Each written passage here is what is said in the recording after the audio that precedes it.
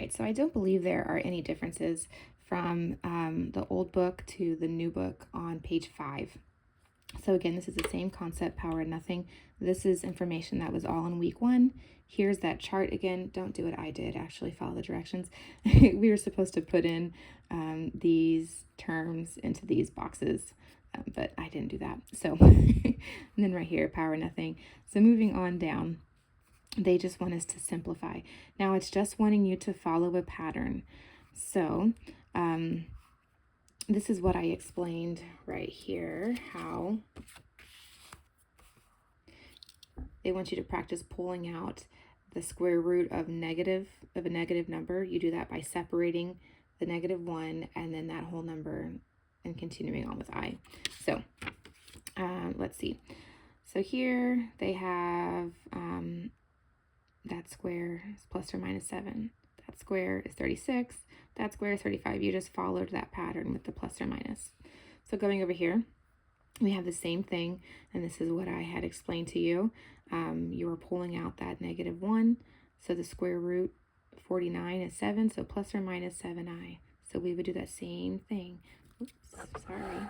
So we would do that same thing. Pull out the 1 and the square root of 6. Well, 6 times 6 is 36, so plus or minus 6i, and the same with 25.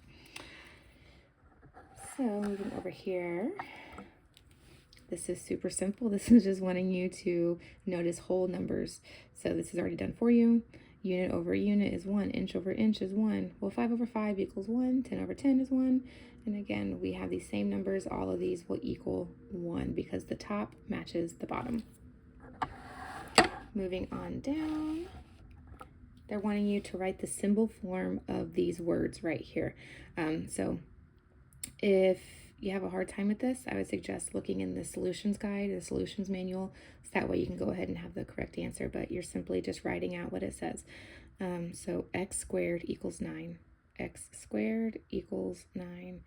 The square root of x squared equals the square root of 9. So just start off easy. The square root of x squared.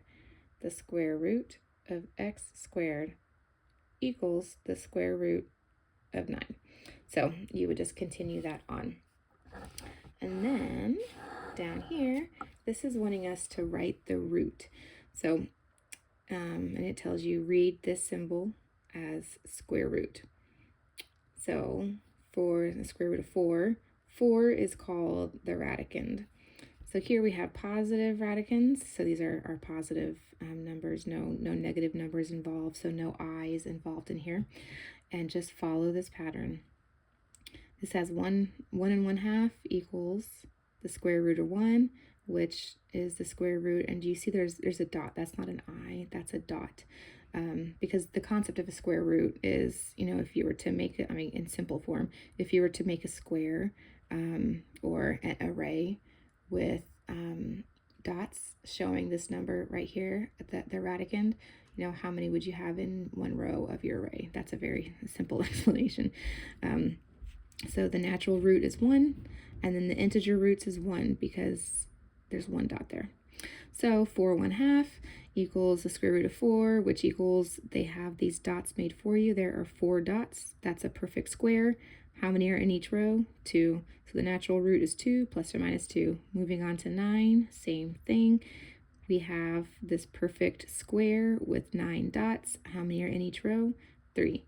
The integer roots, plus or minus 4. Moving on to 16, same thing, perfect square.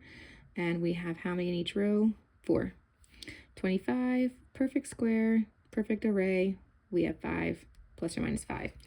Moving on to over here, we have our negative radicands, which means you're going to be pulling out that negative, or the square root of -1, which turns into an I. So again, just follow the pattern. So here, the answer is 1i, or plus or minus 1i. Okay, so if we were to make this into the perfect square with the array, it's the same number, there's 2, so the answer is going to be plus or minus 2i. Same thing here, just follow that pattern, plus or minus 3i. Same thing here, follow that pattern, plus or minus 4i. And for 25, follow that same pattern, plus or minus 5i. Whoops.